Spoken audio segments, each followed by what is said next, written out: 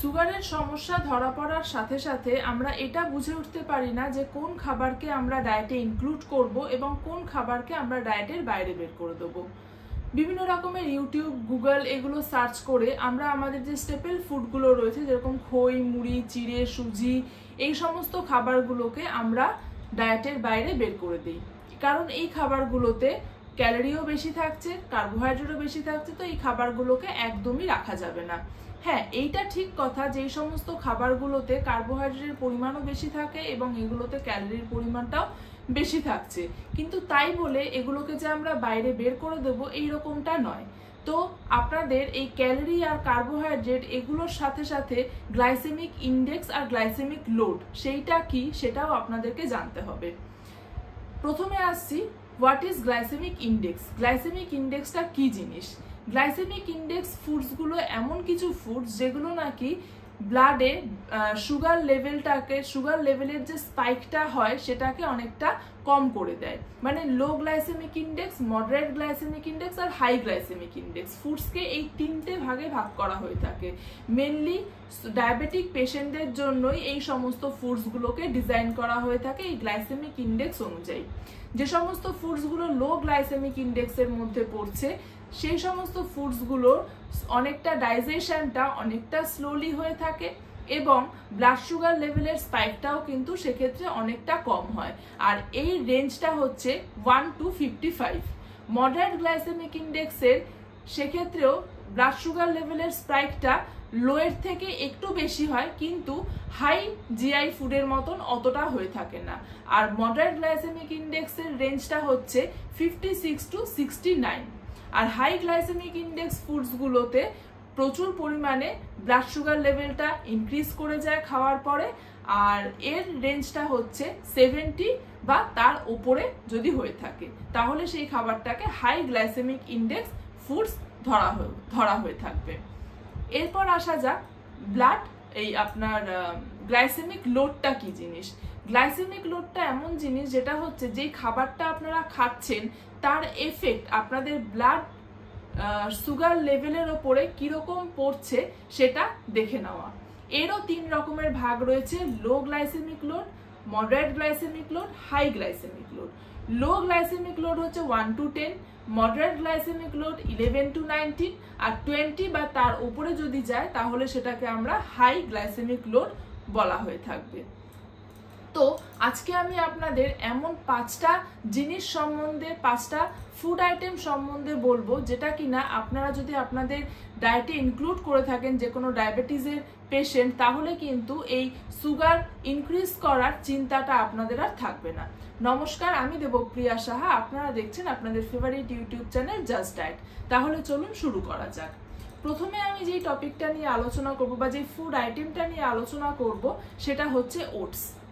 Oats কিন্তু একটা যথেষ্ট হেলদি ব্রেকফাস্ট হিসেবে এখনকার দিনে খুবই প্রচলিত একটা ফুড আইটেম, কারণ এতে সলিউবল ফাইবার থাকছে, এটা মডারেট গ্লাইসেমিক ইন্ডেক্স ফুডের মধ্যে পড়ছে।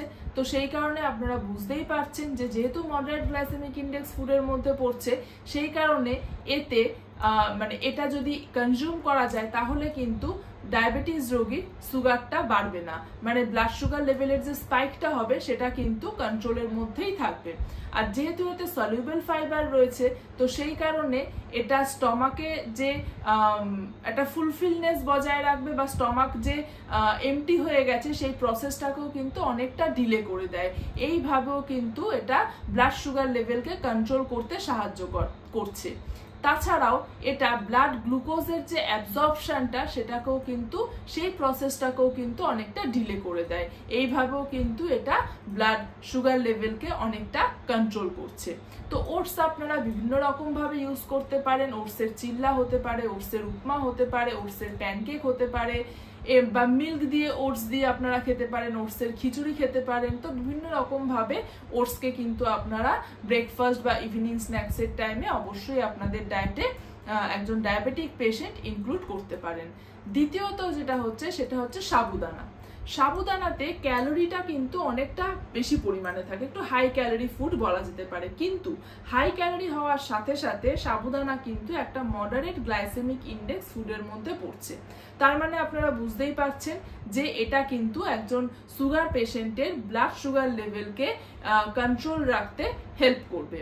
এছাড়াও যদি অ্যামাউন্টটাকে স্পেসিফিক করা যায় তাহলেও কিন্তু এটা ব্লাড গ্লুকোজ লেভেলটাকে অনেকটা কন্ট্রোল করবে, কারণ একটা অ্যামাউন্টের ইম্পর্টেন্ট আমরা সবসময় বলে থাকি যে আপনার হাইট, ওয়েট বা বিএমআই বা আপনার ব্লাড গ্লুকোজ লেভেল, ফাস্টিং, পিপি, সেগুলো HbA1c সেগুলো কীরকম কি আছে সেগুলো দেখে নিয়েই আমরা একজন ডায়াবেটিক পেশেন্টের কার্বোহাইড্রেট তাকে কতটা অ্যামাউন্টের দেবো সেটাকে কোয়ান্টিফাই করি। তো সেই কারণেই সাবুদানাটাকেও আমরা সেরকম ভাবে কোয়ান্টিফাই করে তার ডায়েটে কিন্তু ইনক্লুড করব। আর এই সাবুদানাকে আপনারা সাবুদানার পোলাও বা সাবুদানার খিচড়ি, বড়া, টিক্কি, উপমা, সাবুদানার পরাঠা এই সমস্ত ভাবে কিন্তু ব্রেকফাস্টে অ্যাড করতে পারেন। নেক্সট যেটা বলবো সেটা হচ্ছে একটা প্রোটিন সোর্স, যেটা হচ্ছে এগ।